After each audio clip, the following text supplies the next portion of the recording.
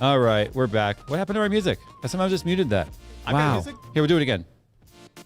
No. What did I do? I hear We could hear it. Yeah. Oh. You're plugged in the Oh, sorry. Okay, that's the first time I've ever hit that button. I've never really noticed what that did before. Okay, so I guess that just drops people out of the conversation. What to see? No? What? Oh, no. I start acting up. hear You it. just knocked me right out. That's weird. I've never hit that button before. So it freaked me out. Now the music's playing twice. Whatever. It's amateur hour. That's how we do this here. Anyway, welcome to our Friday show, the RTFM show, which stands for Read the Freaking Manual. Every week, people are like, what does RTFM mean? It's a perfect example of RTFM right there.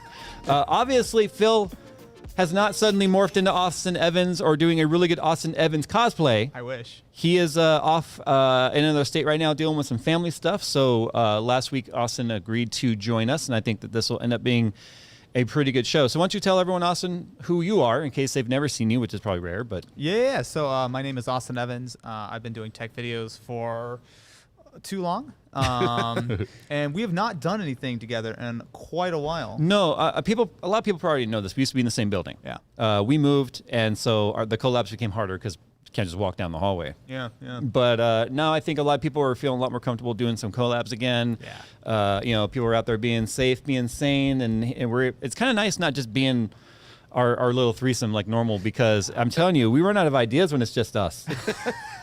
Dude, I hear that, man. It's so nice to get some normalcy back. I feel this is like most of the conversation to have, like, oh, right.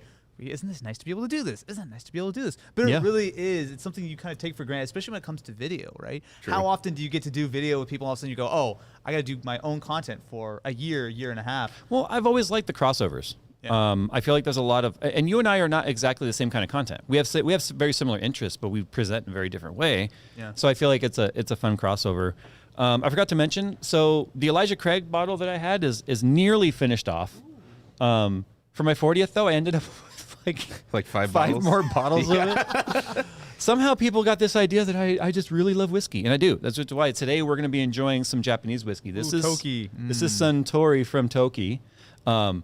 Which is funny because to me, the smell of Japanese whiskey, it's much more sweeter than like a Yeah. Tennessee whiskey, but it's kind of like soju meets whiskey in my opinion. So I'm going to go ahead and pour mine. This was also a gift.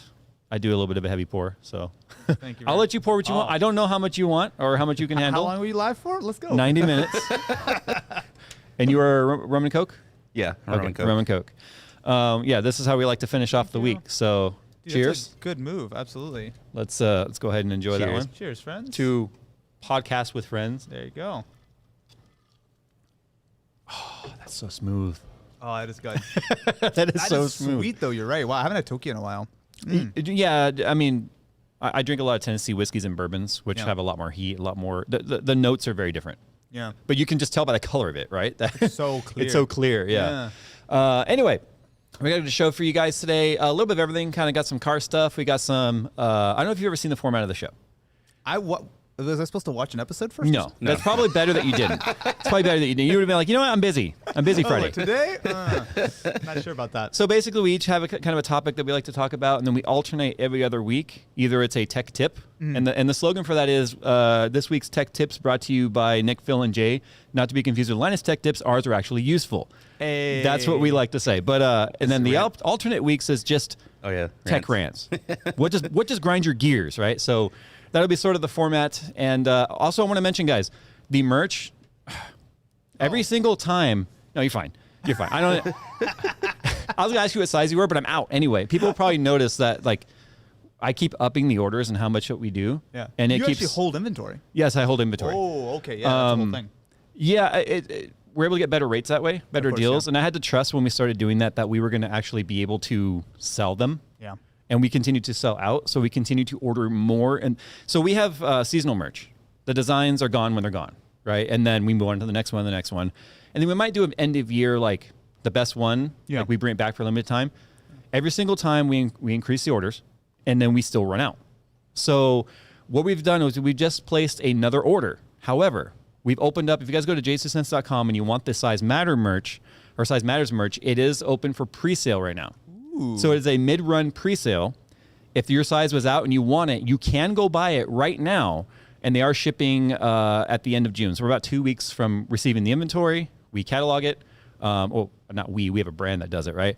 And then they handle all the shipment and stuff. So if you guys want that, then make sure you go there and do it now. I hate to be like that guy that's like, because I'm very much against pre-orders. This isn't a pre-order, it's a pre-sale. And it's something physical that we've already proven. The first batch has sold. But Jay, where do I get my DLC for my shirt? Oh, if you want the actual logo, that's separate. Do The I get shirt you can buy. The logo is a Day one DLC. patch? No, maybe. I mean, it's funny that you say patch. We'll just sell patches. That says day one patch. New marketing idea right there. Remember, last time I said not lttstore.com, he stole it. So I did. I gotta be careful what I say in front of this guy. He's an opportunist. Last thing is, don't forget our giveaway that we're doing right now. Our massive giveaway link is down below. So, with that said, you wanted to talk about E3. Yeah, well, it's like this weekend. I think the 12th. Is Yeah, it it's this technically? weekend. Wow. It technically starts this weekend, Because right? it feels like it's basically just a gaming week, really, at It this is. point, right? Yeah. Because there's Summer Game Fest that was yesterday. It makes sense as to why EA showed Battlefield 2042 early, because it's part of yeah. like the EA Play, right? Yeah. They always do that. Got to get in there before everyone else. But yeah, regarding E3, what would be something you'd like to see this go around, or like a fantasy, like what do you want to happen? Real quick, this is an online event this year, right? Because it's Yeah. still too There's soon. nothing in person. Yeah. No. I mean, there's nothing in June person. 15th is when restrictions lift in California. Yeah, Tuesday. But yeah, interesting.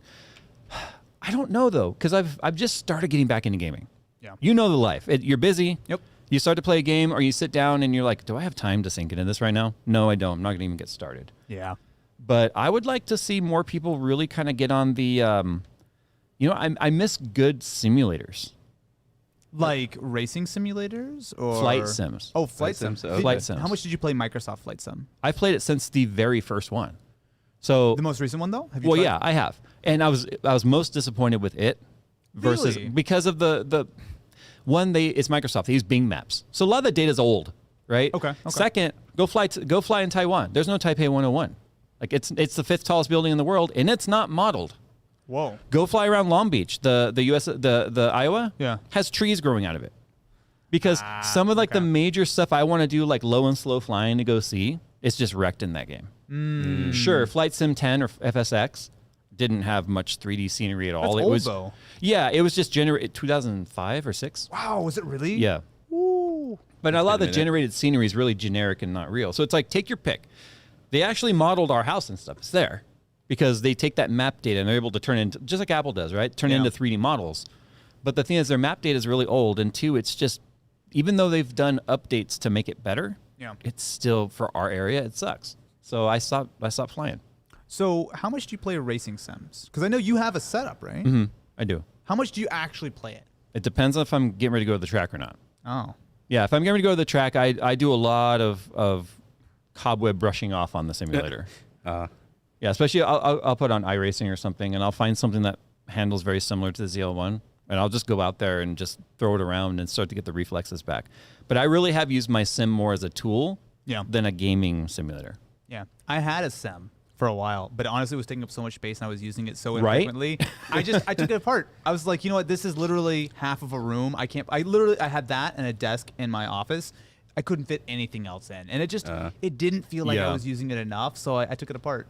I could see maybe using a racing sim which is a little bit smaller, right? Like doesn't have the triple screen and the whole thing. Like if I just had like a wheel, pedals, one monitor, and I would be fine. Yeah. But Yeah, so I use VR for mine exclusively. Okay, that helps, yeah. But you still have to have the setup for the frame and the seat and all that. Yeah. Like your gaming room's in the loft. Yeah. So you've got more floor space than I do in like my gaming room at home. But we're building a new one for the studio. And that's where I'm going to get the upgrade. Because, Fanatec just launched or DD. pre-ordered the new wheel. Yeah. The direct drive wheel, which is going to be even more realistic, but also really expensive. Because here we have a lot more room to do that. But at home, I was debating just moving it here. Yeah. But my oldest daughter has been asking to drive on it. And I don't know if you saw my Instagram. Yes. She shows actual promise. That's awesome. And so I'm like, you know what? I'm going to let her drive around on this anytime she wants, because by the time she's 16, I'll be less concerned about her handling a car. Yep. And we could be more concerned about the laws and the rules of the road and paying attention. Yeah. Not like we have to handle everything as if you've never touched a pedal and a steering wheel before. So that was the thing for me. I started playing Gran Turismo when I was like, I don't know, 6, 7 or whatever. And God, you just aged me so bad. I was in high school. When first Gran Turismo, when I got it on PlayStation 1, I was probably like 6 or 7. But it was the same thing for me. Like me and my dad used to play. We would go down in Gran Turismo 2, like Laguna and whatnot. Yeah. And that was so ingrained in me that when I started driving, obviously, there's that first like, okay, how do I, deal with the throttle and the brake and like the smoothness and stuff. But I kind of knew the fundamentals of driving pretty well. Yeah, and you start to understand like, if you're pushing the gas and turning the wheel, you're gonna spin. Yep. So it's got to be wgas lift, wheel turn as wheel unwinds, gas or just goes drive down. front wheel drive and it doesn't matter. Yeah, just point. Just go straight. Oh, we're spinning. Oh, look, we can bring it right back. Yeah. I was actually having fun on Dirt Rally 2.0 with front wheel drive. Yeah. I kept crashing with rear wheel drive and and four wheel drive or all wheel drive, but I was like front wheels having a lot of fun with that Mini Cooper. Oh yeah. I would just like to see people bring back more realistic simulators though. I feel like especially flight sims, I miss a really good World War II dogfight simulator. Oh, okay. Like World of Tanks, but for planes.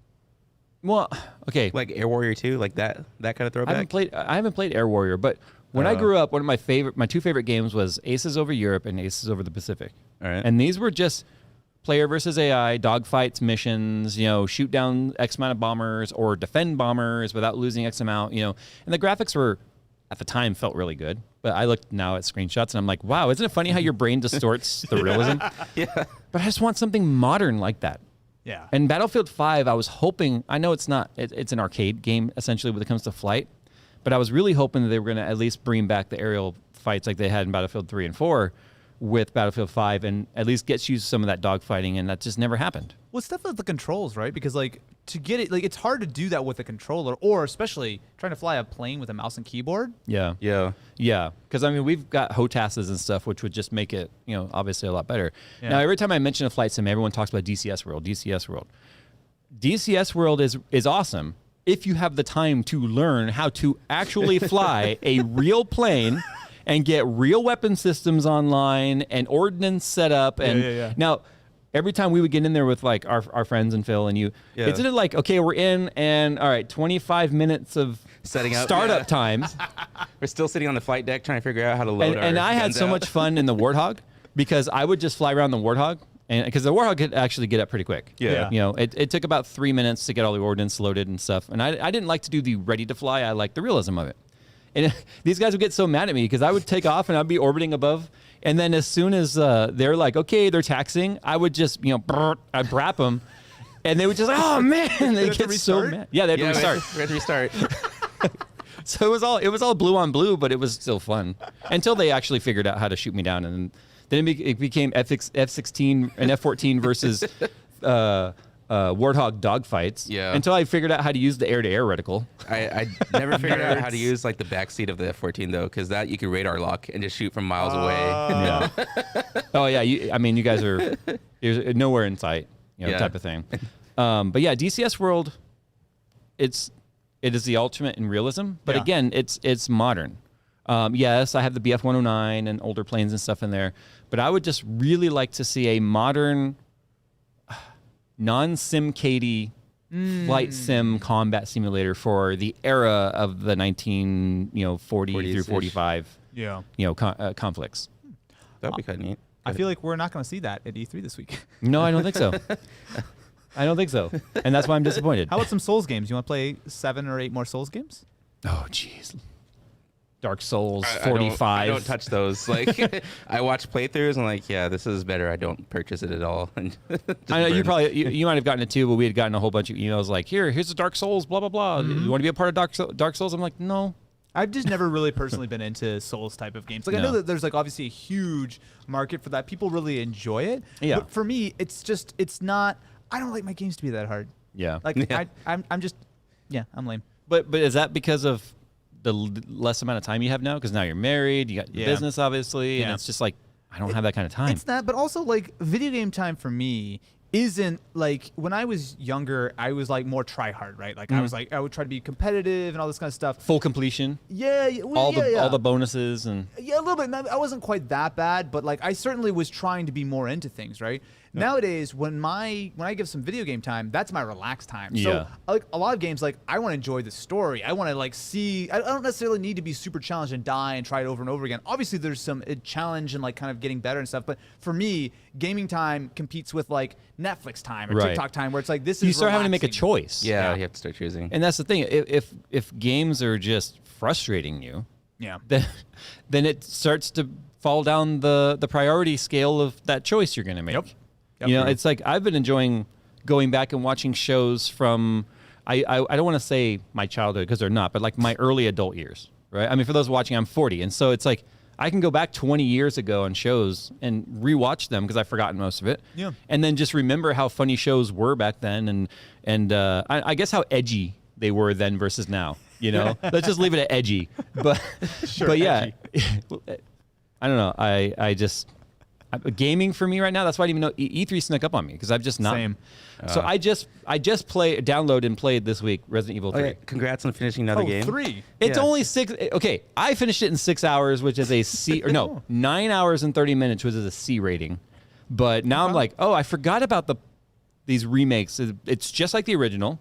Yeah. It's like now you get points to spend. You start with better equipment, and it's now it's a speed run. Just Yeah. speed run. I'm a little disappointed 3 didn't have a side A, side B like 2 did. But I'm now going, okay, I know how to do everything. How fast can we get through it, get more points, and start off with things like a rocket launcher and whatnot, you know? Yeah. Yeah, your first nemesis encounter. Just okay, Boom. we're done. Yeah, Done. Yeah, now that you mention it. Because the game starts off, it's like Doom Eternal. You're just forever out of ammo. Well, Doom Eternal gives you a way out. That's the mechanic of Doom Eternal. But Resident Evil, they want you to panic and run low on ammo. Well, I've noticed every time I'm like, oh, look, full load. And then as soon as you get fully loaded up, throw a not new just monster at Nemesis, you. but new monsters that you're like, I just used 3/4 of my arsenal to kill that one thing. Yeah. Yeah, I'm pretty sure you can just run past it next time. So have you guys seen anything good at E3 yet? Because there was a fair bit of stuff on Summer Games Fest. But I haven't caught up apart from Battlefield. Battlefield looks cool. I mean, there's Elden Ring, which again, kind of speaking to the Souls stuff. I mean, everyone's losing their mind over it. Again, it's not really my game. But there's the Xbox stuff. That's like the on- Elder Scrolls crowd, right? I I mean, they're diehards. I feel like I'm about to out myself. I've never really played too much Elder Scrolls. I played some Skyrim. That's like the extent of my Elder Scrolls. It's all right. The most I played was Morrowind, for 3 hours, and that was it. Yep. Yeah, I mean, I never really got into the fantasy games personally. I'm really gonna out myself. I've never played a Final Fantasy. Same. Oh wow, I expected you to at least played 7 or something like everyone else. Nope. Oh, Never played. Wow. 15 now? Like Oh, we're I up to haven't touched. Are we up to like 15 or something?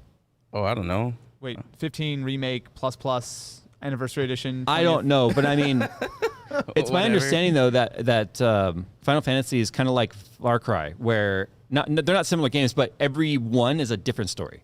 It's not like they're episodic. Same world, but different stories, right? I don't know if it's even the same world. Oh, really? Yeah, I don't know. I Yeah, mean, I feel like a lot of people would be mad at me that considering I grew up in the 90s, which is when Final Fantasy was like really starting to happen, you know? And the most I've done was like Kingdom Hearts, and I know there was some Final Fantasy crossover, but that was about it. Because that was also Square, right? Who made- Square Enix. Yeah. Which, speaking of which, is funny because Square Enix is local. They're in LA. At least one of their buildings. One of are. the buildings is, Yeah. yeah. Yeah. It's done by LAX, right? Yeah, you Right, can yeah. see it when you're taxiing. So it's Yep. like, look, Square Enix. Yep. I kind of just want to see like a Gears of War. Oh, really? That'd be nice because I felt like the last one, I think 5, was a really huge cliffhanger. And that was 3 years ago? 2 or 3, 2 or 3 yeah. years ago, yeah. Something like Can we that. just see Half-Life 3 already? Oh god, I gave up on that. That's never going to happen. I wish they would sell the rights to someone that's willing to do it. Okay, can I just have a little bit of an unpopular opinion? Go for Go it. for it. That's all we do. How great, I mean, obviously Half-Life has a good story. How much of that game is down to the story versus just the environment, and especially like that first experience of playing for like Half-Life 1 and Half-Life 2, right? Like that was Valve flexing, and I mean, in my opinion, kind of their heyday, specifically when it comes to games, right? I Right. mean, Yeah. these days, what does Valve do besides run Steam? It right? was the debut of Source Engine 2 when 2 came out. Yeah. You know? Like, do you remember the look on your face when the first time you saw Half-Life 2 running like in real time on hardware? It just Yeah. blew my Yeah. mind, right? When you're going through the water and everything. I don't know if we're ever going to have another experience like that. And I think because we all have that as like, oh, this is what Half-Life is, it's going to be amazing, there's no way they can keep up with that kind of hype, right? So any kind of version of Half-Life 3, I feel like, has to be a disappointment. Like, there's no way they're going to be like, this is photorealistic or something. It just, I don't think those expectations are ever going to be met. So I can understand why they're just going to like let people always wait for it. But they did Alex. It's funny because Alex was pretty good. Yeah, but that was like a half sequel. You know, well, it's like a side B, right? Right. Yeah, it's a side game. But for me, it was one of the few games that, although the graphics were neat, like Half-Life 1 to me, I mean, we're talking like early 2000s, right? We're at the beginning. Yeah. Late 90s, early 2000s. Yeah. And I was just like, I didn't care that the sounds were cheesy and they used the same model 60 times in the same lab. I really got into that story. Yeah. And I'm not one of those people that gets hugely into game stories. I am an eye candy type of gamer. Mm-hmm. And so I was just kind of like, I want to see how this finishes. You get to the Citadel. Yeah. You win, but you don't. And you're like, what's happening next? And then they're like, well, the only thing we care about now is Steam. So Steam was the moneymaker, honestly. We'll see you in 5 years. Jeez. Oh, yeah, I know, right? Speaking of games and stuff we used to play as kids, I kind of had this thought. Obviously we've all 30s, right? 29? I'm 29, yes. Okay. 30? Almost. Yeah, I just hit 30. Just hit 30. I just hit 40. If you could go back in time to tell youthful you anything, one, how far back would you go? How old would you be? Like, what part of your life would you say, I want to talk to that Austin? Okay. What would you say and why? So this is wide-ranging. This is not Yeah, like... not even tech-related. Just... So I tell myself to go back in time and buy Tesla stock or something. Yeah, sure. But that's not the fun answer. I mean, it's not the fun answer because then you could go back to 96 and buy Apple. Exactly. Okay. Or tell your parents, try and convince your parents to buy Apple because you're not going to buy Apple at 6 years old. God, something I could tell myself. That's a tough one because, like, I guess I grew up watching Back to the Future. That movie had a major impact on me, mostly in that, like, you don't mess with the past. Right. Right? Like, And that was time paradox. always... Yeah, exactly. You don't want to ruin something, and then you wake up, and then some morning your You can't mess with the space-time continuum. Yeah, then Biff's your stepdad, and you're really upset. So Yeah, you go back and you think you fixed everything, and suddenly there's the Tower of Biff, right? It's like, oh. You got it, right? But I don't know. I kind of value a lot of the mistakes I've made over my life. So I feel like that was valuable to get to this point. I don't know. There's probably like some like dumb answer of like, oh, just go and have fun or go hang out with girls more often or something. But like, I don't know. I feel like if future me popped in and like started talking to myself, I don't know if I would believe it's actually me. Ooh, that's a good point. You know, because I mean, you might be able to. If you look at a young picture of me in high school or whatever, you can see the resemblance. But it's just like, first of all, I had to feel there's going to be like you can't interact with yourself directly, right? Now we're getting into the time. Well, no, the you time. Yeah, I think you Just tell yourself some story that you would only know. Like remember, Well, last like year, when old Biff was talking to young Biff, he didn't say who he was. Yeah. Right. But it's supposed to be. Now we're getting into the movie time travel discussions because there's some people like that's not how time travel works. Okay, tell us exactly how your time machine works.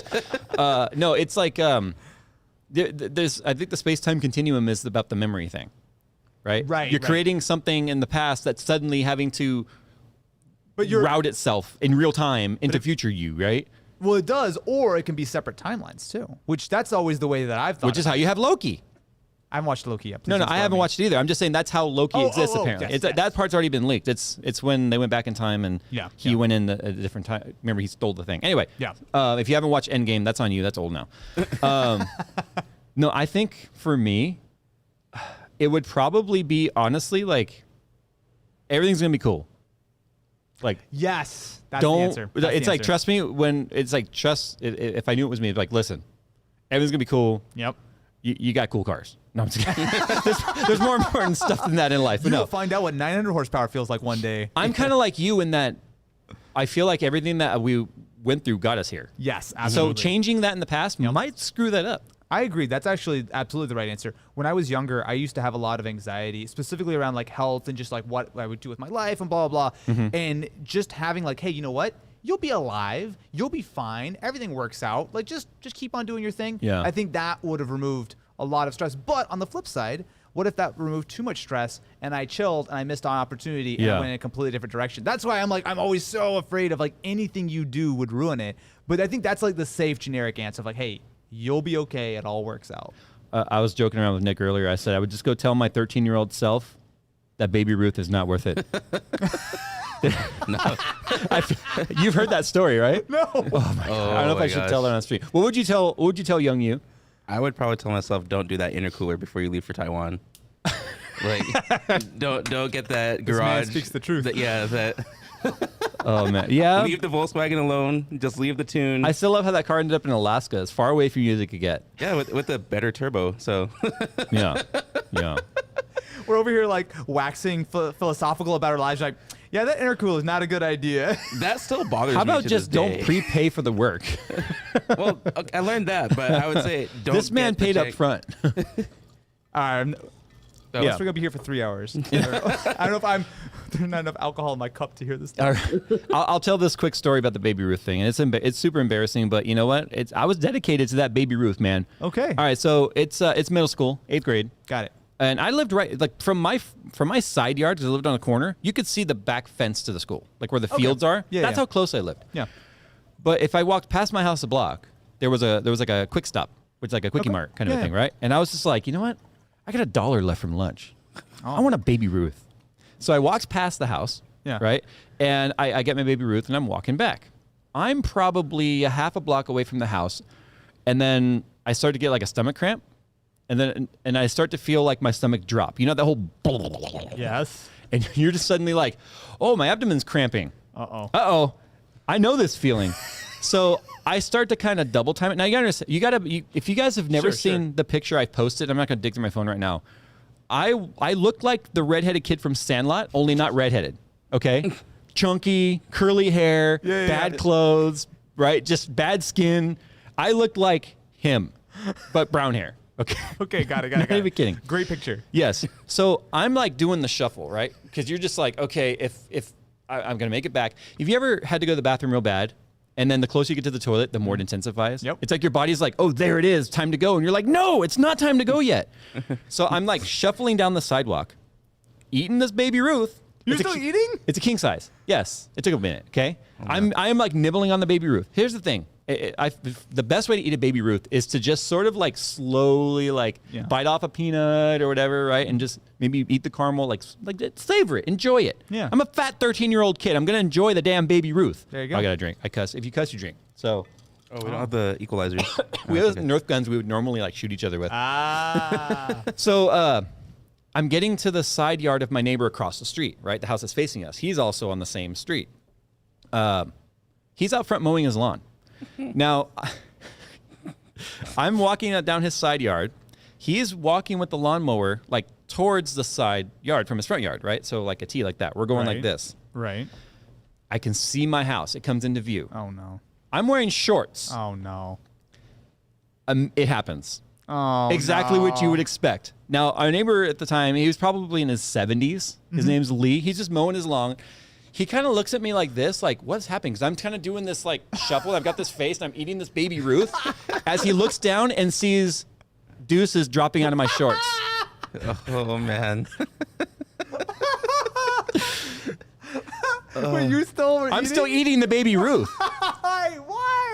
Why would you do that? Why would you stop? Stop eating the Baby Ruth. No regrets. So he's mowing his lawn, and this guy is like, he's the guy in the yard that had like the immaculate yard, right? He sees the neighbor kid literally crapping on the sidewalk next to his house. And he just stops, and he looks at me, and he looks down, he just looks back at me, and he was like, meanwhile, I'm shuffling across the street. It's in my socks. Oh, it's like, no. there's the brown streak down the legs. Oh. Yep. It looks like the Olympic speed walker. Like, Oh. Yeah, pretty much. Yeah. just like outdoes himself right there. But the thing was, the stomach cramp was so bad, I couldn't even walk. So I was literally like, It just hit you. doing like a penguin shuffle. Yeah. It's the best part, though, I still have such a vivid memory of this, is him looking me square in the eyes like, you okay? And then he looks down and he's like, oh my God. Meanwhile, the fat kid that looks like the red-haired kid from Sandlot is crapping on his front yard. So the question is, did you go to clean it up? No, I didn't. Look. There are some things that you just kind of leave alone. Yeah. Yep. I have to hope he grabbed the hose. Maybe just squirted it off into the curb, like the gutter right there. But with some simple green, let it soak for a I bit. feel and like wash telling it off. myself that Baby Ruth is not worth it. Yeah. Is an okay thing You know to what? tell. That is the best answer. That's the first time I've ever told that story like publicly. I think that's the second time. I don't remember telling it in a video or a stream before. It might have been in one of the earlier podcasts. It's okay. It wasn't in RTFM. It might have been, but it's still a good story. I appreciate the story. I will. The look funny at you thing the is, same. I've come across pictures of me, and I'll find it. I'll find it right now because I've come across pictures of me of what I looked like back then, and it's just like, oh, that makes it even funnier because right around 13, everyone's awkward, right? Of course. So while I'm looking for this, when you guys talk about something, because Well, can I talk about my folding phone yet? Do it. All right. Have All right, you go guys ahead. ever spent any time with folding phones? only When I my was, like, in high school. Moto Razr. That's it. Not a smartphone. Do you have it here? Folding screens. Yeah, of course I have it here. What do you mean? You think I leave the house without my Galaxy Z Flip 5G? Okay. So this- Cha-ching! No. and this stream is brought to you by Samsung. All right. This Hey, is. I've got a Samsung Family Hub refrigerator now. Oh, that's very exciting. Does it run Android? It does. Ooh. You know what I've done? So, okay, this is a little bit of a sidebar. So you know how it goes when you post a video and it's like a 10 to 10, not doing well, you're crying, Yeah, the whole deal. Right? Our Battlefield deal is that way. Yeah. Yeah, okay. So usually when this happens, I tell my wife, I'm like, video didn't do well. She's like, she'll watch it on her phone. She'll try to be a supporter, right? One day we were shopping. I don't even remember what we were in the furniture store for something, and there was a oven that had, was it oven or microwave? It was something in the kitchen aisle. It had Android on it. She walks over, she starts playing my video on every single one of the ovens. Literally the whole kitchen was playing my videos. Like, yep, I feel better now. Yeah. All right. This Nice. is the Galaxy Z Flip. Take a look. That is my favorite phone. I've been rocking that phone. So that's the 5G version, but I've been rocking that phone since it came out last February.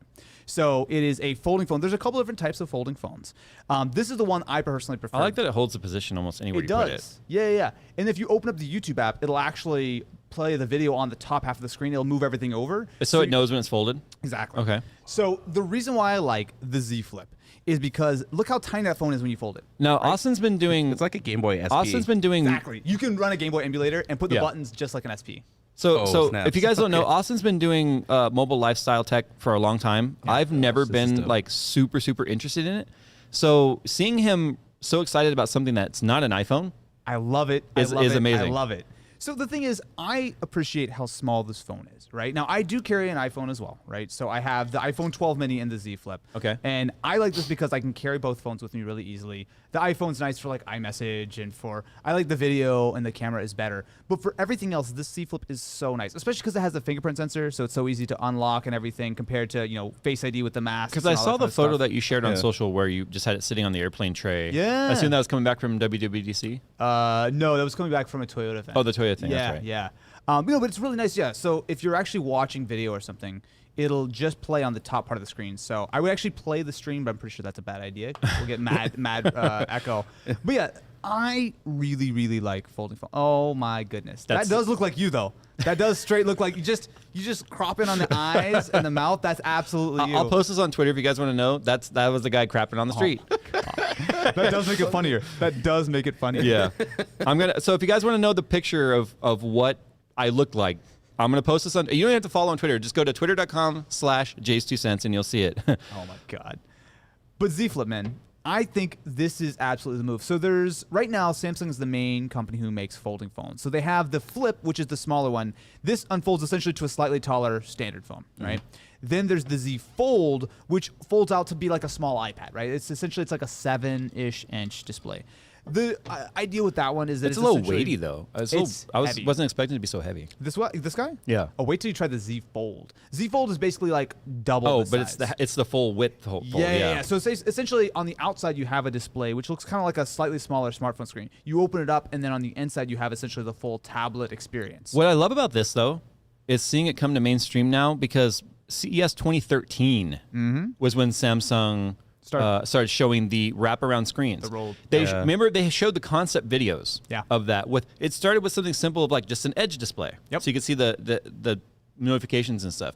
They showed wraparound pillar advertising screens and stuff. Yeah. But to see it actually make its way to this, weren't they doing this now for a couple years? But there were some issues with some of the screens on bending. So this is actually their second folding phone. So the Fold, before it was called Z Fold, they just called it the Galaxy Fold. That was supposed to come out, I believe, in early 2019.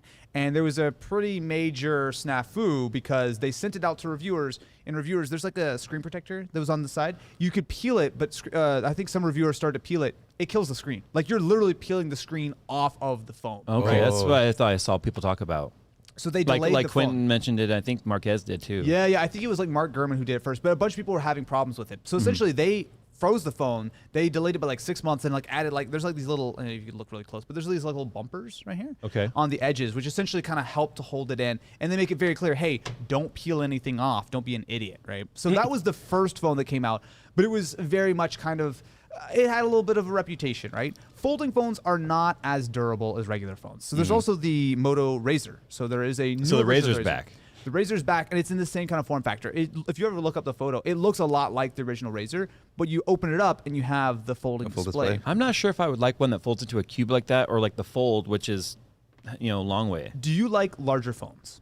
I do, but I don't like the pocket impact. Yeah. So the thing is, if you take the Fold, like the larger one, that's essentially like 1.5 iPhones thick. Like it's chunky and it's Okay. heavy too, right? So you can use it closed with just the outer display, or you can open it up. The thing for that, with me for that phone, I don't like to do a ton of stuff on my phone. I'm not like, I don't need 2 full-size screens or like massive video Yeah. most of the time. So I prefer something which just is more compact. And the nice thing is, even though it's a little bit thick when you have it closed, when you open it up, it's actually thinner than most phones, right? So that's why I Does like it have the a Z Flip. screen off when open mode? Like, can you turn off the screen while it's Yeah, open? Yeah, you just lock the phone. Oh, okay. Yeah, and then it does have a very, very small little outer screen, which if you double click it, turns into the camera. To me, that feels so like 2005. The little OLED on the front like that. Mm-hmm. Because remember how the first LG phone had that? Oh, wow. Yeah, so here, you can take a photo of you right now. It's actually really good for selfies, though, because you actually can use the real, like, actual The camera. main rear Yeah. camera. Yeah. It's super limited, though. It is, it's hard to see on stream. It is about 1 fingertip big. It is very, very small. If you guys are wondering about the thickness of it and stuff, it really does look like, I'm gonna go Fat J mode here. It looks like 2 chocolate graham cracker like thicknesses. What? Bro. Why you like them? Shut up. You can say, like, 2 of, if you take your phone and fold it in half, but yeah, that also works. Yeah. No, it looks like graham cracker or chocolate covered graham crackers. Okay. No, I don't want those, but I'm on a diet, so I can't have that. But yeah, folding phones are great. The reason why I want to talk about this now, because I always want to talk about the Z Flip, they're about to start rolling out much, much more heavily, right? So last year there was this phone and there was the Moto Razr. Technically, yeah, it was the same at the same time. Now it seems like Samsung, who makes pretty much all of this tech. So they make the folding displays, they make the ultra thin glass, which is essentially a mix of plastic and glass. That it's essentially plastic, but it's got a little bit of glass mixed in to give you the durability. The problem with it is if you take your fingernail and you dig in, you'll just that's in your screen. That's not gonna last long. Well, yeah, but I've been using this. So I've been using this one since August, and I used the one before it's from the February. So I've got about 1.5 years in. The thing is, yes, if you like don't trim your nails and stuff, you can scratch it up or you get anything in there. But the thing is, most of the time, the phone is closed in your pocket, in which it's totally safe. Whereas your normal phone, the screen is exposed in your Yeah. pocket all the time. Do they make screen protectors for that fold? They do. Okay. So this actually shipped with a screen protector. So that means it's not going to be like a glass protector then. No, it's absolutely a plastic screen protector. The thing is, though, you have to be very careful with the screens. They actually don't recommend you to put a screen protector on yourself. You can actually go to like a Samsung Experience. Does it put more pressure on it? Well, I think it's just because the screen is fairly fragile, and I think if you put it on too like strongly or whatever, you may be able to like push it or out of alignment. I don't know okay. what the deal is. So you're supposed to. They'll do it for you for free, but you have to go into a Samsung store or whatever. I know there's like one in like Glendale or whatever, but I never did it because it came with one. Right. But you can put screen protectors on. You have to be a little bit careful. But they're selling, or at least supposedly, they're going to be selling the screens and all the tech to Google. So there's going to be a foldable Pixel, most likely later this year, that's essentially a Pixel version of this. There's a couple other companies that are supposedly also they're selling the screens to. But essentially, Samsung have figured all this stuff out. So I wouldn't be surprised to start seeing this start rolling out here by the end of this year and to other companies next year. So, okay, so this is your favorite phone right now. Absolutely. Prior to that, what was your favorite phone and why? Before that, it was probably, I was mostly on iPhone before the Z Flip. So I've always kind of cycled between iPhone and Android. And usually Right. I've kept both of them around. But before Z Flip, iPhone lived in my pocket every day. Android phones would kind of come and go, but they were always kind of like more of a secondary device. So, I mean, some of the OnePluses, I know the OnePlus 7T was probably the closest to an Android Daily, but when this came out, it totally flipped it, right? This is like 70, 80%. I see what he did there. Yep, totally meant to do that. But Cha-ching! Did you know he gets like $2,500 every time he says Z Flip? you know what? This is the only phone that Samsung never talks to me about. I bought every single Z Flip. They don't invite me to the press briefs. They don't give me invites. Nothing. Don't you love how just because you like something though, I'm making the joke of you're obviously shilling? I know. It's like people like things sometimes. But yeah, the Z Flip is great. I don't think I am going to move away from this form factor. As long as they keep making these things, I'm going to keep using them because it's Okay, so nice to have it so small. So as somebody that's not, I haven't seen the light on flip phones. Sure. What would make it better? Like, what do you think its drawbacks are besides like the screen softness? There and are stuff? definitely drawbacks. So one of them, battery is okay. So it's essentially, so the way they've got it designed, so the PCB, everything, really all the guts are in the top half, and then Okay. this is mostly just extra battery, which just does mean that the battery. How many milliamp hours? Do you know? It's a little over 3,000. That's Oh, wow, okay. fine, but for an Android phone, that's a little bit on the smaller Yeah. side.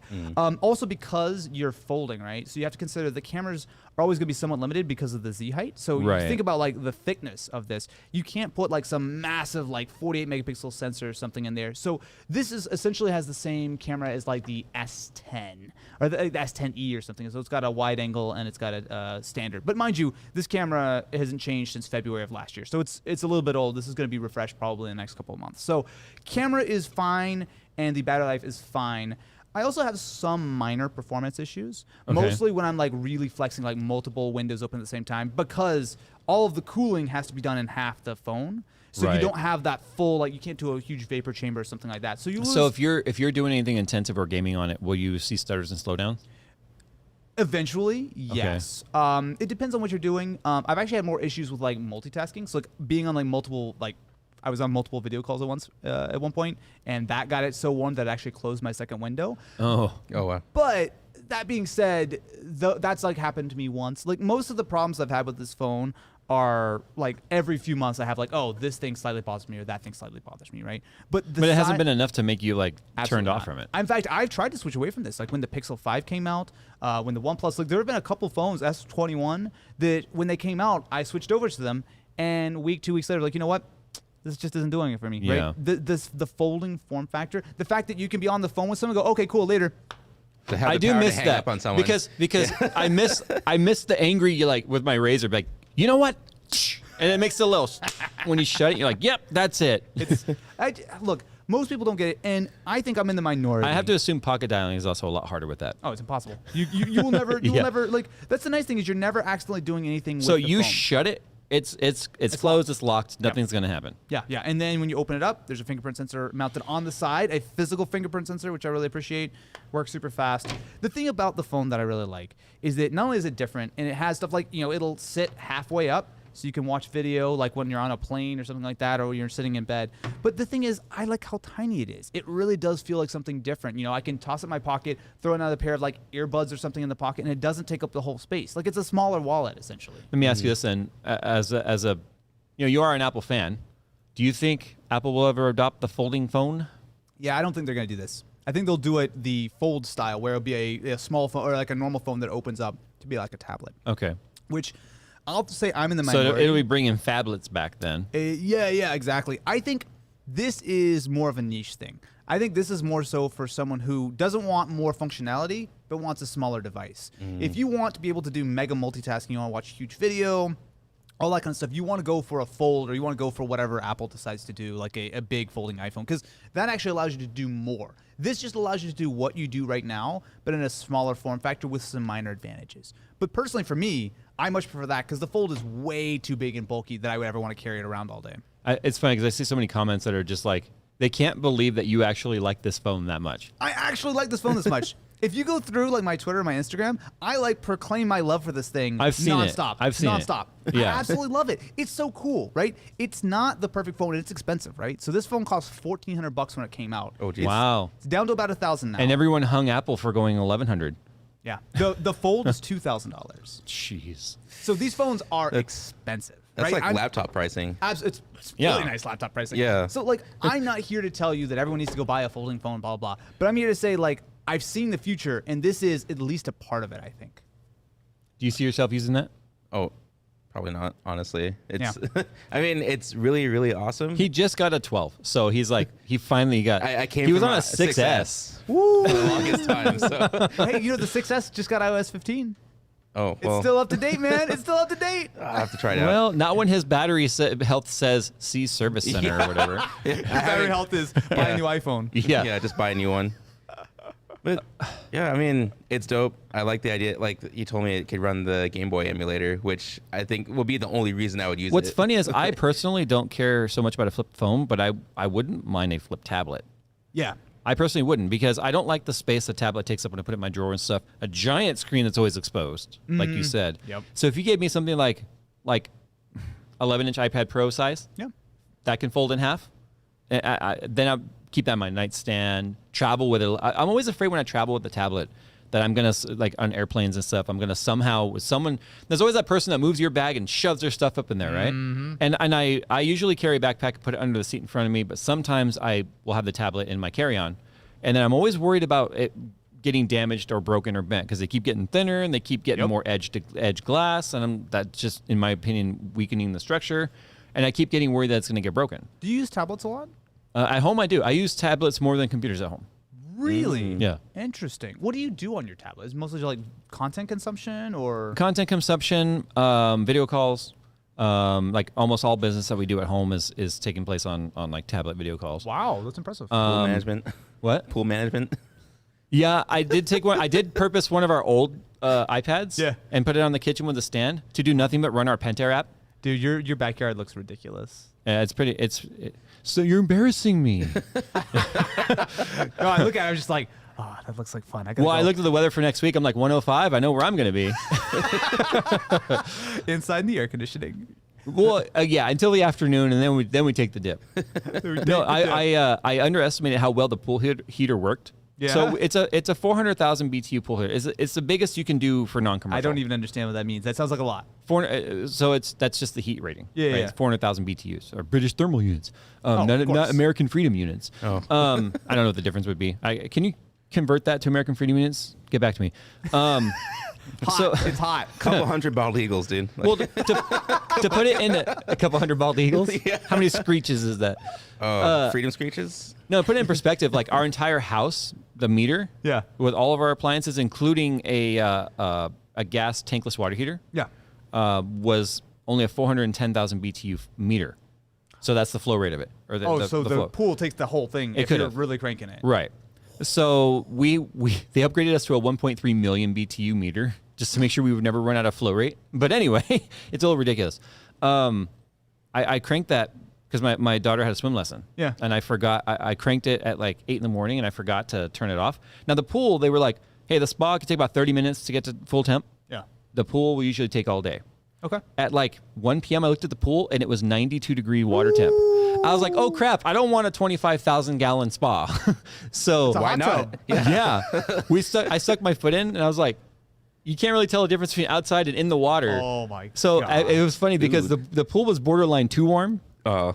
So Yeah. I learned my lesson on that one. But yeah, so I'm still learning all the automation stuff when it comes to the pool. It is nice. Like I do this every now and then. I'm like, okay, what's the temperature in the pool right now? I actually had a guy write into the show because we have the FTFA, which is from the freaking audience, where we do audience reads or emails. And one guy was like, I just want to know what he's like. We got our pool being resurfaced, and I want to know what controller you have because I want it to be smart. Yeah. Dude, It's like- I actually haven't gotten that in. Like when a couple years ago I moved and I started doing so, like, I put Google Home in and Hughes and everything. I actually ended up taking all that stuff out. It's funny. You haven't been to our new house, but it's fully automated. So I like the idea of full automation, but Yeah, then I it's think 79-degree water temp right now in the pool. oh, okay, It's perfect, I don't right? have anything going on tonight. I'll come swing by. And it is spa, so or it's spa. No, it's salt, so it doesn't burn your eyes and stuff. Oh, you have a saltwater pool? What? Yeah, it's salt water, which is really What? fascinating how that works. I never knew that. Basically, the salt water, Yeah. that's the source for the chlorine. The water flows through a chlorinator, which hits it with electrolysis, Okay. which then separates the atoms or whatever, and then pulls the chlorine out of the salt. That's how you get chlorine. Whoa. Yeah, I didn't know that because people think water pools aren't chlorine. They Yeah. are chlorine. It's just it's more of a natural soft water chlorine rather than putting Weird. tablets and pouring chemicals and Yeah. acid in your pool. Yeah, Look things at- I didn't know until suddenly I'm like, oh yeah, I should start asking these people how this works if I got to take care of it. You know? Yeah. I'm writing a very large check. What is this for again? Yeah. How does it work? Oh man. Okay, so let's go ahead and move on to the tech rant section. So tech rants are fun for us. Basically, it's where we get to just kind of talk about what just bothers us. Like Nick's, for instance, I think a lot of people in the audience are going to be able to relate to, especially with E3 coming up. Yeah, the long-term hype trains. For example, Cyberpunk as a Exhibit A. Wait, you don't want to be excited about a game that comes out 9 years from now? Yeah, no. What year did they start advertising that? I don't even remember. I don't care It was anymore. actually like 20. It was right around the time Witcher came out, right? Witcher 3. Well, there were still Witcher 3. They were talking probably like like on an 2013. expansion of Witcher 3. It was somewhere around that, right? Think so. The first trailer, if you watch, I actually forgot about it. during all the Cyberpunk hype, I went back for some reason. We were doing a video or whatever, and I pulled the original trailer. And Didn't it is, so much get dropped? it is completely different looking. First, I mean, it was a completely CG trailer, but it was like something like 2013, 2014. It was Yeah. a long time. yeah. Star Citizen. Wait, is, I mean, they're that not out yet? they're not hyping. No, it's not. It's still Early? early Really? access stuff. They're like a small dev team, though, huh? They're yeah, not, don't they have like $100 million or something stupid? Or more I don't than even that? know. I so just they know might have a that. bigger dev team now. So it's kind of like have you ever seen?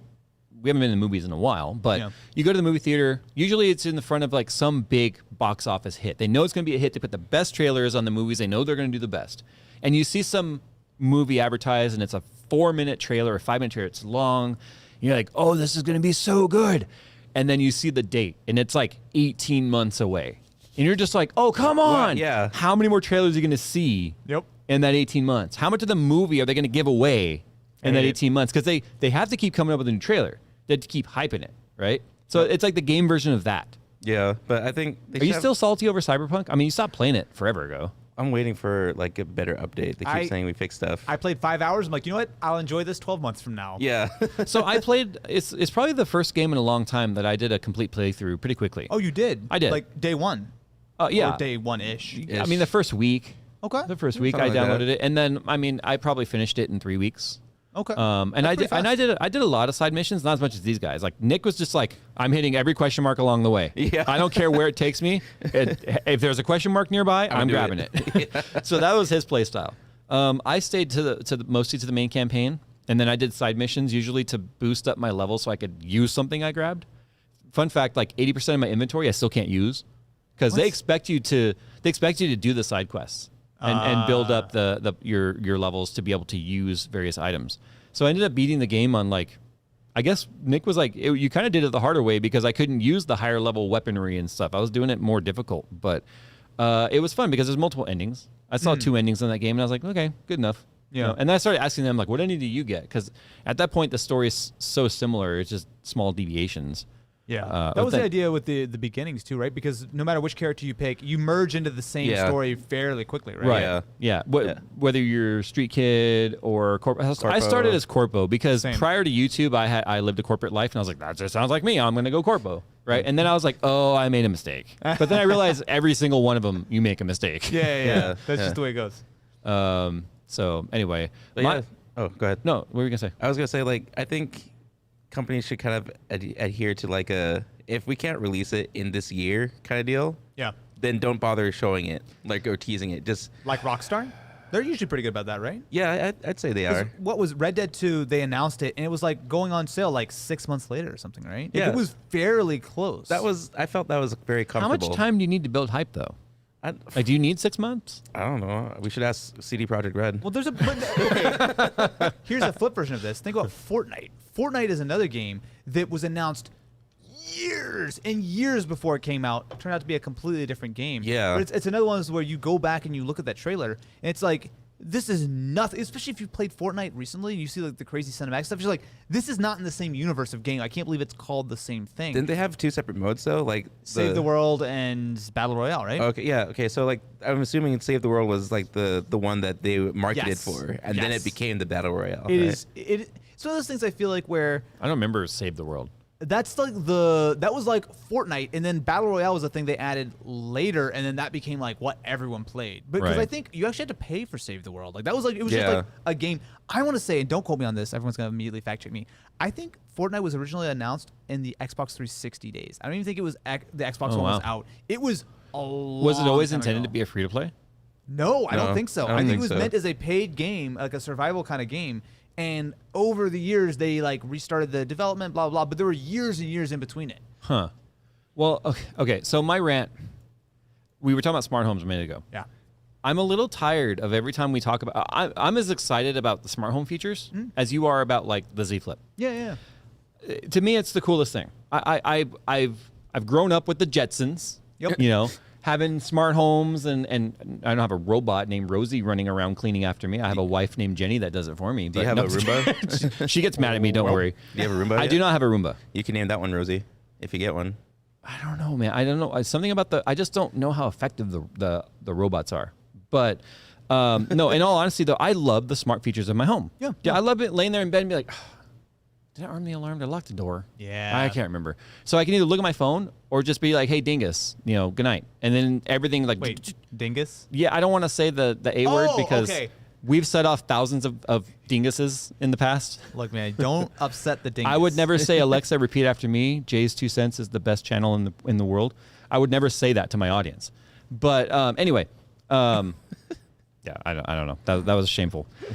Smooth. But you know what's the irony of people who will start yelling at me and being like, "No, you can't trust tech. You can't be on social. You can't do any of this stuff." Wait, where are they saying this? YouTube, Facebook, Twitter, on a tech Instagram. platform? I see how this goes. I'm a little sick of people using the platforms they're afraid of to scream about the platform. Has anyone else noticed this? Yes, this is more of an audience rant than the tech rant, but it's like, I'm going to borrow your soapbox to yell about how bad soapboxes are, right? That's kind of what they're doing. There's a lot of questionable things that people do on the internet, but people us too. We chose a stupid way to make a living, in my opinion. I love what I do, but you think it's stupid. Why is it stupid? Because we subject ourselves to the demonization that people put on us when they don't even technically know us. Do you think there is more or less of that demonization if I work at McDonald's and someone yells at me because their order is wrong or something, right? I don't think it's that different. I think we're more insulated because it's one person though. But guess what? We can just not read the comments. Well, we have that choice. But I am a person who loves to interact with my audience, and I cannot respond to the good comments without sifting through the crap. That's where I go, okay, I've read about 50 comments today. I've responded to maybe 3 or 4 of them. Yeah. And that's about all I can take. And that's the way I do it now. A lot of people have actually noticed, like somebody commented yesterday, one of my longtime followers, he's like, you haven't troll hunted in a long time. And I'm like, because it's just not worth my time. There's a scale. I think my response was, it's way more profitable. Shielding's way more profitable, is what I said. There you go. But hashtag ad, baby. But no, it's just, I think I'm just finally at the point where I'm like, you know what? I'm going to always interact with my diehards. But if I have to keep sifting through the garbage, like I feel like I'm in the trash compactor scene in Star Wars, trying to find a good comment sometimes. You know? And the walls closing is like my mental capability of just sifting through it. And then as soon as the pole starts to bend, I'm like, all right, that's where we're done. You know? You're just yelling at R2 at the same time. Just do something. It's funny you said that though, the not read the comments. We talked about that a couple weeks ago with Phil and whatnot. I think you'll agree with this at least. Yeah. Most people that are like, why do you get mad? Just ignore it. They don't have the emotional investment into what we do that we do. So when they read a negative comment someone says to someone else, it doesn't hit them the same ways as if it's said to them because they didn't put all the time and the effort and sacrifice and family time put aside to go on some of these trips or these long projects for them to just have a free platform to go and write a hateful comment. They're not emotionally invested in it. I've gotten a lot better at removing a lot of my emotional investment into the comment section. Yeah. which is very liberating. I mean, it's been like since before the pandemic now when I've really like gotten mad, but for me, it's I have that emotional reaction, but I've tried to separate myself from it. But it's actually not totally the comments. It's related to the comments. But for me, it's the video performance. A video, especially if it's a video that I think is great, I'm super excited about, and it does poorly. Yeah. That will, I would swear, but that will F my day up. I wish there if you thumb. I've said this before. I really wish YouTube would implement if you hit thumbs down, it gives you like maybe 5 or 6 choices as to why you thumbs it down. Not interested in the content, don't like the brand, blah blah blah. So we can at least have some metric to know what they didn't like about it. The same thing with an unsub. Don't watch anymore. Follow. Whatever. Just so we can know. Okay, if a subscriber leaves or they thumbs down a video, I want to know why. I mean, usually I feel like you can kind of use the clues, right? Like if I post a video and no one likes it and I see, there's 100 subscribers I lost today, well, I can kind of go, oh, well, obviously people didn't like that video. Yeah. It's rare that like something does really poorly and I'm surprised about it. But like our Battlefield video, I knew it wasn't going to perform well. Yeah. And it's definitely a 10 of 10. Yeah. But I also chose to look at that and go, okay, it's performing about 70% of normal. Yes. But I'm kind of happy that 70% of our core audience is interested in something we're excited about. True. But I also, the thing that sucks about that, and this is what the audience I think doesn't really understand, is the fact that we've got to play that algorithm game. Because if you do that too much, oh my God, YouTube punishes the crap out of you. Absolutely. You lose impressions, right? Yes. Like you need. So they go, well, we're not going to recommend his stuff next time. Yes, exactly. So it hurts you. It's a hamster wheel, right? Yes. If you are not posting content every time. So if you're watching this video, right, you were served this video in some way, you chose to click on it. If you chose not to click on it, then there is a much, much higher chance that next time that you're going to look at a video, they're not going to give it to you. YouTube knows it was on your screen and you did not click it. Yep. They know that. So that's all part of the impressions in the algorithm. Yeah. They know it was served, you didn't click it. Or you clicked on it and you stayed for 30 seconds and left. All that plays in. So that's why people all the time are like, screw the audience, just do whatever you want. I'm like, no. We everything we do, we want to do, but we just have to omit certain things we'd like to do because we know it's only going to hurt us. Yeah. So and my daughter, she wants to be an influencer so bad. Yeah. Like a lot of kids. She actually commented and she texted me during one of these shows and goes, you only have 3,000 viewers. You have 3.5 million followers. That can be better.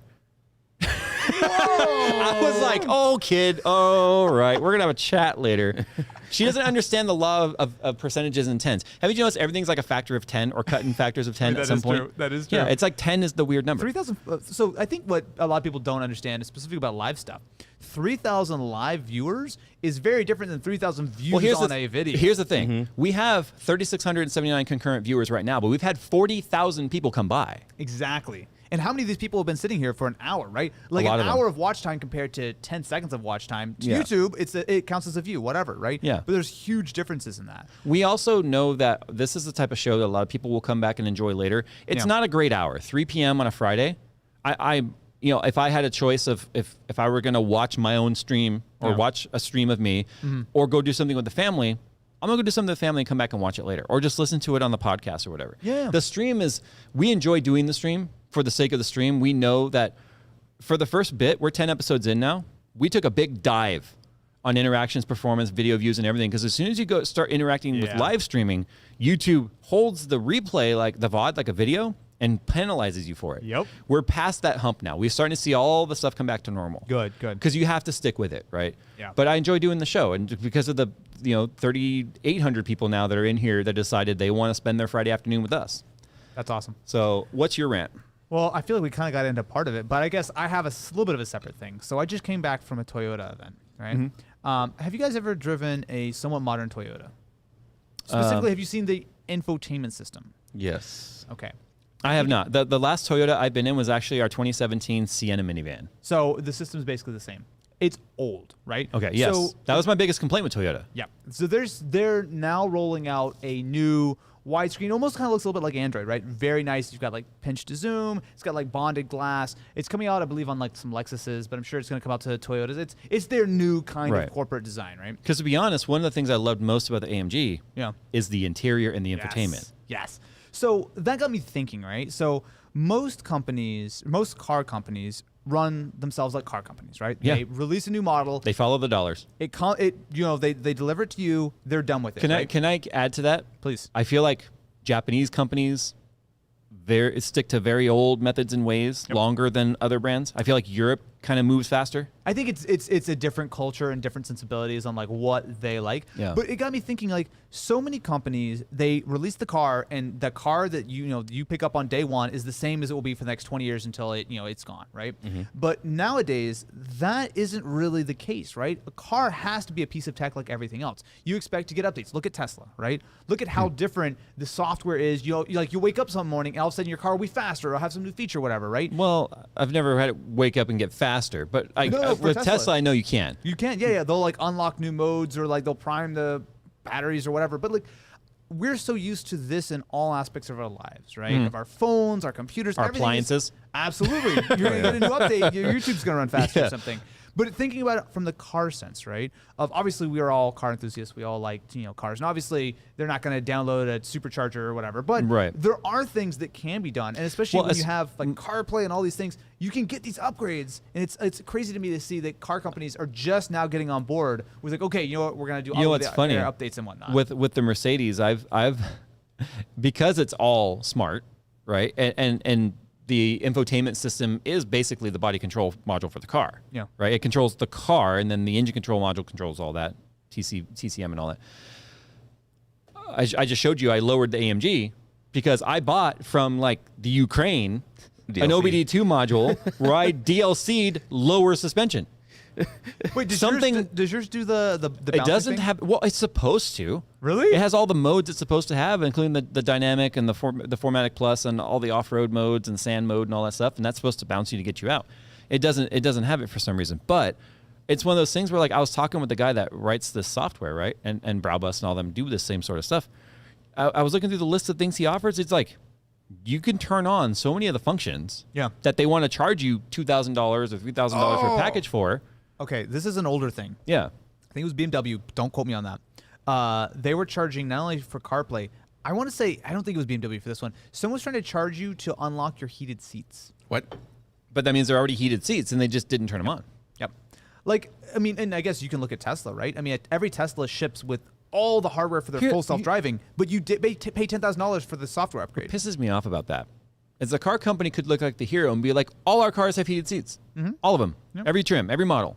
But no, they'll pay the money to put it in, but not let you have it if you don't cough up the dough. Yeah. How many more cars could they sell if they just branded themselves as the brand that gives you all the features without nickel and diming you to death? Yep. But that's become the model. Well, I'm sure it's cheaper for them. They don't have, the assembly line is simpler. Every car gets this thing. Just throw everything in. Yeah. And there's more income later, right? So they you know that you can get it later. But like, I don't know. To me, a lot of this stuff, it feels like the car industry is just starting to get on board with where the tech space has been for a long time.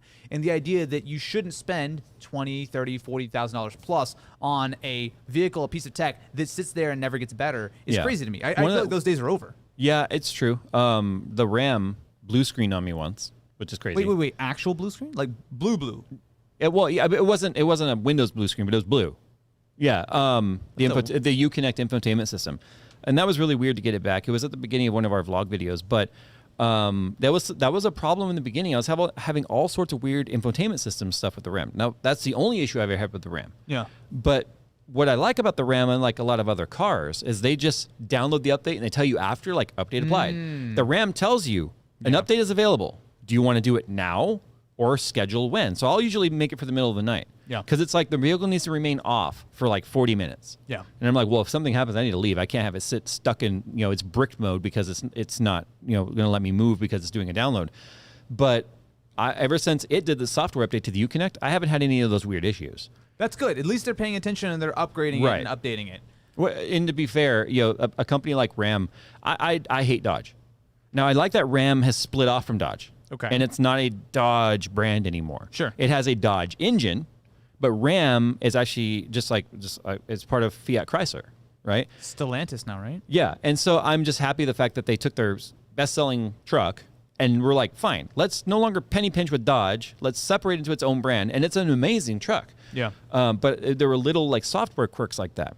And that kind of thing really does, make me mad. As long as they don't screw anything up on the over-the-air. If they have the redundancies in place, verifications before they start flashing your ROM and stuff, and then have some sort of a revert in place. Yeah. Because I've also heard about people that came out to their Teslas in the early years, and suddenly their car's bricked. That's happened. Oh man, I haven't really had any of those problems yet because I don't. You have an older car. Yeah. So, but I'm looking for like a used car, but kind of like the standard is what's the infotainment like? Because it isn't CarPlay or something. Because it isn't it's like what you interact with. Yeah, it isn't like I'm just gonna buy an aftermarket stereo now and slap that in as soon as I get the You car. can't. Yeah, And I wouldn't want to either because you know what? So many of the sound systems now are great. Yeah. I used to install custom-based systems for DB drags and stuff. We used to make all custom fiberglass enclosures. Has a guy bring in an Escalade and be like, rip out all the seats, put in Subs. 8 15-inch subs, Lexan windows, we drag racing with bass, DB bass, right? And that's what we used to build. And I'm the kind of guy now that just appreciates good, clear sound. Yep. In fact, I don't even like bass anymore because if I hear like one of those systems, which we don't hear that many of them anymore, but I get an instant headache because of the years I spent. Yeah, it's just the pressure, right? The sound pressure. But I was just thinking about that the other day. Like, none of my cars could I update the infotainment if I wanted. Absolutely not. It's just not a thing anymore, right? No. But No. I do agree. I feel like it is a little different if it's like a fun car versus a daily, right? Because for a daily, I care about CarPlay, I care about all this stuff. For something I'm going to modify, something I'm going to take to the track and stuff, I don't care as much. But if it's something I'm going to live with every day, I want to make sure that it It's supports comfortable. everything exactly. In the ZL1, I rarely interact with it. But the ZL1, to be fair, it's barely an infotainment. The head unit still controls everything to do with the car. But, I mean, I don't go in there and tweak settings with the car anymore. It plays XM, and that's about it. I can go in there and change the ambient light colors and all that sort of stuff. But when I'm in the Camaro, half the time I'm not even running the radio. I just have the exhaust node as my radio, and that's a purpose car that the infotainment in there. I'm glad it's not intrusive and everywhere. Yeah. Like the AMG, the whole front dash is all screen, right? And it's crazy. Which looks nice. It looks nice. Which I've seen a lot of people push back when I talked about how much I love that. They're like, the last thing I would want in my car is just all these computers to fail. And it's like, well, then don't buy any car after like 2015 because guess what? That's the future of cars. Everything's computer controlled. They haven't experienced the fireplace mode though on the MG. The fireplace mode with the heated massage. Okay, that sounds good. Yeah. We were stuck in traffic coming back from Calabasas once. I went to look at like a 66 car. I forgot what it was. I forgot too. It was a big boat of a car. But anyway, it was a GTO. Anyway. Oh, nice. Yeah. So we were coming back sitting in traffic going through the valley like we always do. And I was just like, what is this mode? And like fireplace started playing and like this seat massagers and it turned on. I was like, oh, okay, this is kind of nice. And it was doing the self-driving traffic mode. And I was like, oh my God. I could get used to this. Yeah. You experienced it with me in the first time. Like I had never played with it. So, all right, we're going to move on to the FTFA. This is from the freaking audience. If you guys want to write us and have us contribute to our show, write your short emails with questions you think will add to our show. Send it to rtfm@jays2cents.com. So the first one here comes from Riley. He says, hey, Jick? Who's Jick? Jay, Nick, and Hey, Phil. Jay, Nick, and Phil, or in this case, Austin. With E3 Hi. coming up soon, I figured I'd ask a game-related boy. questions. He stole your question. First, what do you want to be announced at E3 this year? If you see this after E3, then what announcement has you most excited? Or we could skip that one because we already talked about it. Second, what's your single favorite thing you've experienced in gaming? Ooh, wow, that's a tough one. That is tough. Like, I have an immediate go-to for me. go for it. Go for it. I love VR. And if you haven't experienced the Void, you talk about room scale, untethered room scale, where if there's a railing in the game, the railing is there in real life. Yeah. So to be able to, you haven't done the Void? I thought you did it with us. So there's a Star Wars I've done it. playthrough in the Void. Yeah. And just if there's a crate or a box or something you want to lean on, it's really there because they've made a maze that matches the environment. So to me, it's like you're getting active. You come off that thing sweaty as heck. Yeah. And to just be like, okay, it's a game. It's a genre I enjoy. So it's like playing a first-person shooter. And if you want to duck, you got to duck. Oh. To me, it just was like the most immersive thing. I'm gonna piggyback off that, but it's actually gonna be the first time I ever used VR. Period. So one of those really early Oculus like dev For me, kit that was things. a nauseous experience. Well, so it was. So I tried. It was a racing game of some kind. It was like E3 like 2013 or something. It was like super early. It was like one of those like taped together prototypes.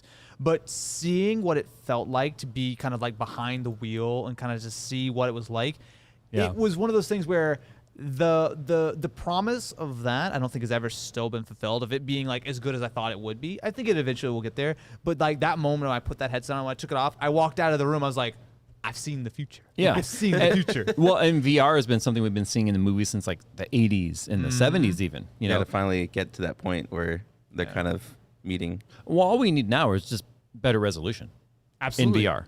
That's all we need. Things have come, honestly, if you look at the last 7, 8, 9 years of VR, it is crazy at how far things have gone. The way they do like viewport warping and all kinds like Well, viewport. It's funny you said that because the first thing I was thinking, my own response to resolution, is you look at the same game in a flat screen or like a panel, you're like, oh, these graphics suck. But when you're in VR, and with the viewport warping and stuff, and the blurring of the edges and all that, it looks so much more real in VR than it does on like a flat screen. Yeah, it's actually There's a lot of faking it going on. it's interesting you say that because you're totally right. Most VR games, if you look at like a screenshot or something, it looks Terrible. It doesn't look good, and that's one of the things it's hard to do videos on, right? I'm sure you guys have definitely done. Yeah, and it just doesn't translate. It doesn't at all, right? And people start getting all mad, like, well, VR's dumb. And it's like, have you ever tried it? Well, no, because it's dumb. And it's like, well, then how do you know it's dumb? You know? Mm-hmm. I think, VR would also probably be my best experience. It was pretty neat because the first time I did it was at your house. We were doing a racing sim, but we just started walking around the car instead of the cockpit. We got out. Well, we were like, oh my the god, car, they modeled the brake ducts. Yeah, like the actual brake cooling ducts. I'm like, why did they model that? If you didn't have VR, you wouldn't see that. Yeah, we were basically no clipping through the car, just like that's cool. peeking through and like brake ducts. You can see the motor. Like you can see the engine, you can see the headers. It's like a cross section of the car without having blow it apart. You just walk. We through did that it. specifically in Assetto Corsa. Yeah. Assetto Corsa had a much better modeled car than like iRacing. iRacing was all about the driving aspect. Realistic, yeah. All right, so Tony from Toronto. Hey, Tony from Toronto. That doesn't. It's not the same as New York, right? Toronto, what? Yeah, I know, right?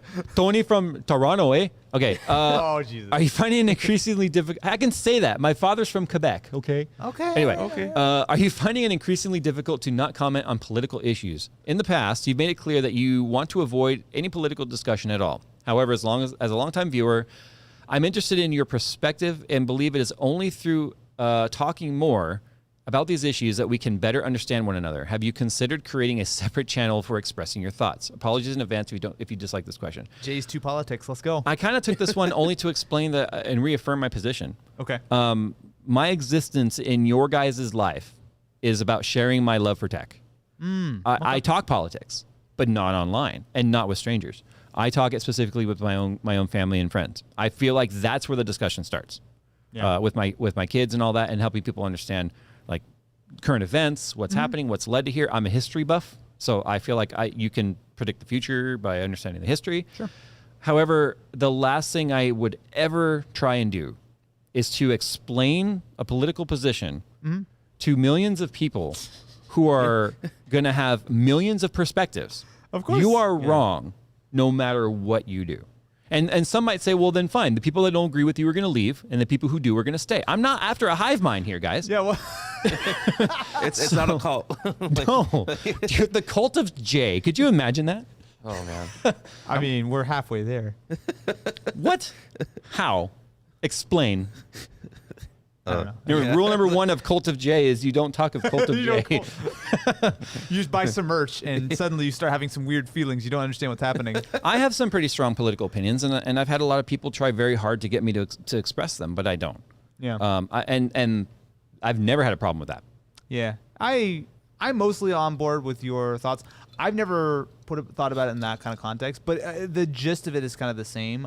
I don't feel the need to talk about this stuff because ultimately people are going to agree or disagree. But you're right. I lose. Right? Yes. And I don't think that I have such an amazing, incredibly important point of view that Yes. you need to hear it and that everyone's going to hear it and go, oh my God, I've it's totally said this worth a it. million times. Celebrities, shut up. Yep. Act, sing, do what you do, but just shut up otherwise. Stay in your lane. And by me feeling that way, to then go and talk politics is probably the most hypocritical thing I could do. Have you saved the whales yet, Jay? Are we still on the whales? I don't know. There's always I don't something you know. gotta save, right? I don't know. Yeah, Save the V8. Don't get me started on PETA.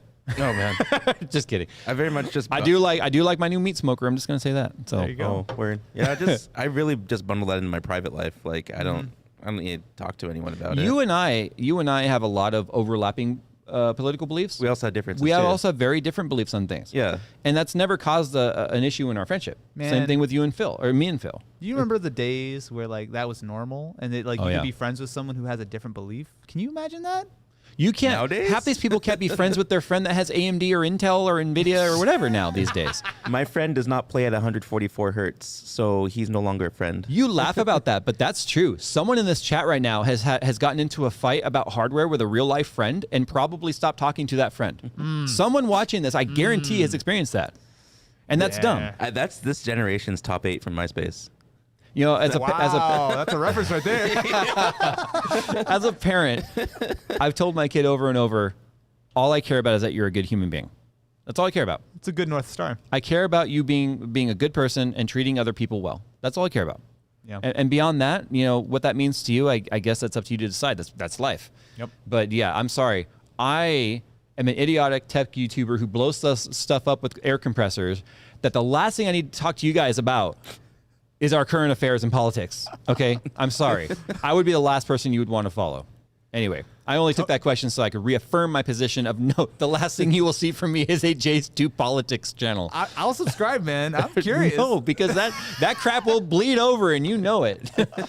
They'll go over to the main channel and be like, do you know what he said over here? Jay doesn't actually like the whales after all.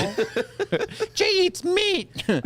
Oh, can't you tell? All right. Chad from Indiana says, I know as a company that you need to make an inventory of hardware or keep an inventory of hardware to keep making benchmarking or long-term content. But in your personal lives as tech people, do you find yourselves hanging on to old hardware? I just got rid of my 20-year-old and 13-year-old laptops. Wow, 20-year-old laptop. Ooh, wow. What kinds of rule of thumb or policies do you have about holding on to tech? And what have you struggled to throw away? I mean, I have a sad answer in that most of my tech burned up, so I don't really have any old tech. Yeah, you kind of had what was that, 2014? 2014, yeah. 14, yeah. You had a reset. I had a reset, so I'm still holding everything since 2014. But I think it's different for us, though, right? I mean, how do you actually keep your tech separate from your work? Because, like, for me, it's all blended together, right? It's not like I have, this is my personal stuff at home, and this is my office stuff. Like, it all just kind of just goes back and forth based on what I'm doing. Everything comes here. And then I kind of decide, like, okay, this is going to go home with me and this is going to stay. There's having the separation, obviously, of studio and home, you know, that life, it becomes easier to separate. But I have a policy where I keep at least a fully working system from, like, every generation of hardware.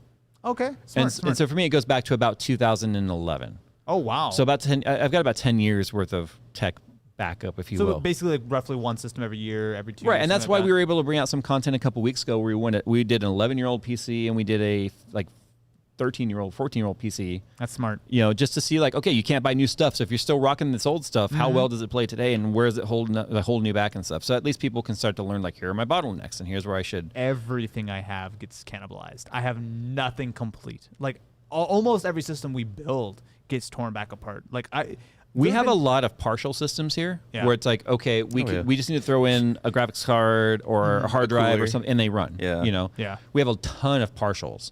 Yeah. But I make sure that I at least have the hardware on hand to build it. That's smart. If I need to. That's smart. Yeah, I keep my stuff all over the place. Like, it is always a struggle to go back in, especially, like, once stuff gets, like, more than, like, 3 generations old, usually goes to storage unit, gets boxed up, and at that point, it's in, like, cold storage. Like, it's a whole thing to try to find something that's that old. But it makes sense, I think, to keep, like, certain generations around, because there's certainly a lot of content you can make around that. Oh, yeah. Well, especially right now. Because if you have that's why we talked about the GTX 980. You know, it's like, okay, that card was end of lifed in 2016.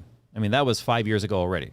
2016 is when the 10 series came out, right? Really? So Yes, 2016, May of 2016 is when 10 series launched. We were flown out to Austin. You didn't go. I was flown out to Austin, Texas.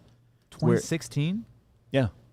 2016 is when the 10 series launched, so that's when 9 series was end of life. So Wow. yeah. Wow. It feels not that old, but also old at the same time. I remember 970, man. I was recommending those things left, right, and center. Like, this is the card for the future, baby. Yeah. So, but we showed how the 980, and I think we screwed the used market with that video because I showed like, here's how well it actually performs, and look at all these on eBay right now for $200. They went up to like $500. And so we're double-edged sword. We want to talk about it and show people tips and how to do this, but then they just, the trend, the people that are following the trends just jump on it. Shout out to the person who sold their 980 for $500 though. Yeah. No, I'm not even kidding. I still have mine, but that's sentimental to me just because it was like that. I thought that's like gigabyte one, right? Yeah. Yeah, the three fan one. I thought that was like the GTR of graphics cards. So I'm like, I'm keeping this. Yeah. I don't know if you noticed, but everything on our shelf there is in chronological order. So when we want to do something, we can quickly identify, here's the part of the shelf we need to go to so that we can build it. That's smart. All right, Isaiah says, my question is also a tech rant. Why is, I love this one. Okay, so I put this one on here just so I can call them out. Ooh, okay, let's do it. My question is also a tech rant. Why is checkout as guest so terrible everywhere? If I'm choosing this, I don't want to provide my full name, email address, physical address, and a 3-page report. If a full profile is needed, why even make checkout as guest an option? I read this and I wanted to point out, he wants to be able to buy something online without giving his name, without giving his address, without giving his email. I'm assuming he doesn't want to give his credit card info either. Well, what exactly, all creating an account does is make it faster to check out, but they still need all the same information from you because they have to know what they're sending to you, who they're sending it to, where they're sending it, and how you're paying for it. I check out as guest. Me too. Me too, like get FPV. We've been buying all of our stuff. I've got like 4 orders in right now and still check out as guests on all of them. Oh, okay. But I'm not ranting about the fact that I still have to fill out all the crap. Yeah, I guess my question would be, what is the alternative? Like, I mean, I guess Apple Pay does a decent job, but all it's doing is just auto-filling the things you've already put in. I feel like his complaint here is that he still has to provide all the information to them. Yeah. How the hell does he expect to get the stuff if he doesn't want to provide any of the information to them? I owe you. Is it? No. Just mail and IOU. It's fine. Is COD even a thing anymore? That's cash on delivery, by the way, guys. I mean, remember the blah, blah, blah, blah. No CODs. It's like, did people ever actually ship something and then hope to get paid when it was delivered? Like the UPS guy was going to take your payment? You can do that though, right? Can't you still do that with the mail? Like, can't you send something without a stamp or whatever, and then like the person who receives it has to put a stamp on it? Or collect calls? These things exist, right? Still? I guess. Do they? I'm not even sure. I don't know. Are there payphones still? Don't we still have like one payphone in town? The last payphone I saw was we were at LAX and we were headed out for Taiwan. And did you want to touch that payphone? Because I remember what it looked like. I have a picture of it. Yeah, but it was pretty bad. I should have touched it just to like pick it up and see and listen to the tone. Like just lick it once. Yeah. So I get his rant about I don't want to check. I just want to check out his guest, but the stuff he specifically listed, I don't want to provide.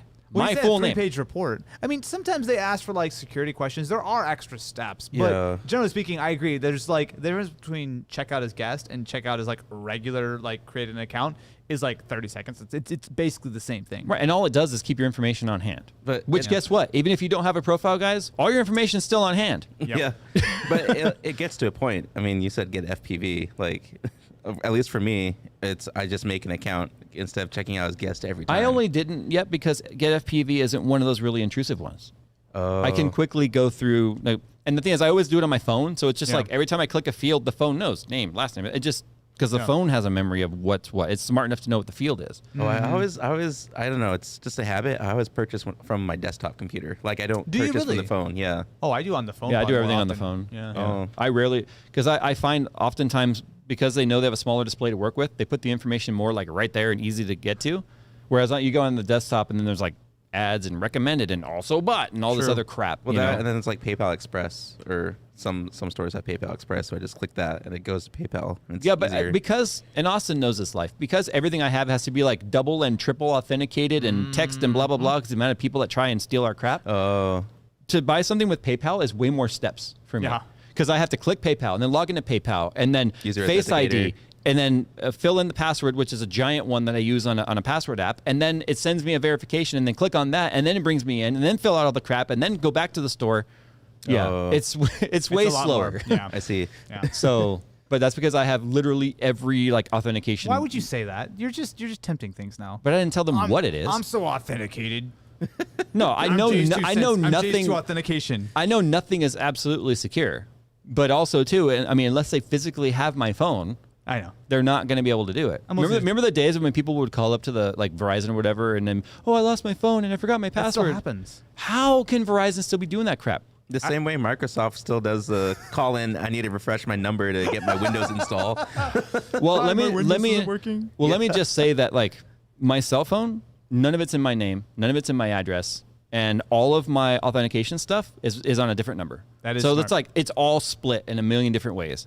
I do the same thing, but I also realize that things happen. Yes, things do happen. Yeah. And I make it really hard on myself sometimes, but that's because I just have to make the effort not worth it. It makes me feel better. I don't know if it actually helps. or because it's almost a daily occurrence when someone tries to break into something of mine. Yeah. Because it takes so long, I have time to go in and just real time change it all around. So trust me, it takes time even for me having access to everything to get through an authentication. Yeah. I once lost a phone with all my authenticator stuff on it. Oh, that was it broke. So like the screen actually shattered, so I couldn't like. Yeah, that was fun. Oh, I don't recommend doing that. Yeah, everything's backed up on another phone that does nothing but exist for that reason. Smart move. And no one even uses that phone. It's not carried. Nothing. It's a way to get everything back if for some reason this phone is cloned. Yep. All right, Maranatha from Ethiopia. Hey, JC Sense team. Want to say hi, enjoying the channel very much. Keep up the good work. Are there any plans to have guests from other channels and techie people on the show? Thanks for what you do. Wait, am I your first guest? You are the first guest. Woo! No, second, technically. Second. My wife sat in a few weeks ago because Phil was taking some PTO. Yeah. But you are the first other, and I'm not going to use the word influencer because I hate that term. Thank you. You are the other personality that has been on this show. The first other personality has been on this show. I feel honored. Are you guys ready to kick me out yet, or? We're getting there. Okay, almost. We started. I did I'm finish cool my with whiskey, it, though. so. Yeah, this was definitely a sipper. It was nice. Yeah. I really enjoyed it. It was very smooth. It definitely has that Japanese whiskey flavor. Yeah. And I'd heard of Toki. I've never had it. So my wife's friend actually gave that to me for my birthday. I like Toki a lot. I really like it. Established in 1923, Japanese whiskey. Yeah, Suntory is a massive company. Like they make tons and tons of stuff, but Toki is also not too expensive. I've heard of them for sure. All right, guys. Well, that's it for this week's RTFM show. If you guys had fun, do me a favor. Click the like button down below. We talked about those interactions earlier in the show, and you'd be surprised what a difference it actually makes to the impressions on the video. Also, too, don't forget about the pre-sale for the merch. Like I said, I hate to be that guy that's like pre-sale, but every single order we've had now this year sells out quickly. And when I say quick, I mean, I'm like, oh yeah, we'll definitely last a month or two with this merch. And then like 6 days later, they're like, your out of stock notifications are just going off on everything right now. So if you guys want to get involved in that pre-sale, they're going to ship later this month. JCSense.com. You can get the Size Matters merch when it's gone. That one's gone. And also, too, down in the description below, you guys will find the link to our giveaway. Also, too, huge thanks to Austin Evans for joining us today. Go ahead and check him out. Do you have a website like where they can find all your stuff? Nah, just YouTube Austin Evans. All right, there you go, guys. Thanks for watching. And as always, we will see you in the next one.